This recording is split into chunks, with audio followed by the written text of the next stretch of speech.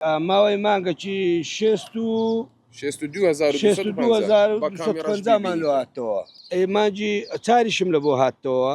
64,679 دینارم لە بۆ هاتەوە پێشترێ ئەمە 8 ئەمپێری مۆری دەم هەبوو 200,000م دەدا وڵای ئێستا ئەوە ئیمانجی سێم لە بۆ هاتەوە ئاها یازدەی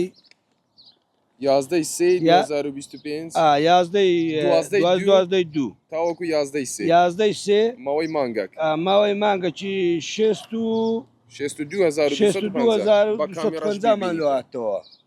62,250 یعنی زۆر کەمتر تقریبان 120,000 کەمتر لۆ هاتی ئەو ئێمانجی چاریشم لە بۆ هاتەوە باشە ئیماجی چار بە نامم لە بۆ هاتەوە ڕۆیشت ناوەکەم بینی لەسەر نووسرا بۆ ڕووناکی ئەوە یازدەی سێ 2025 هەتا دەی چار 2025 636 کیلوواتت بەکارینە 64,679 دینارم لە بۆ هاتەوە 64,679 دینار ئەگەر ئەو هابی زۆر باشە ئەو هابی زۆر باش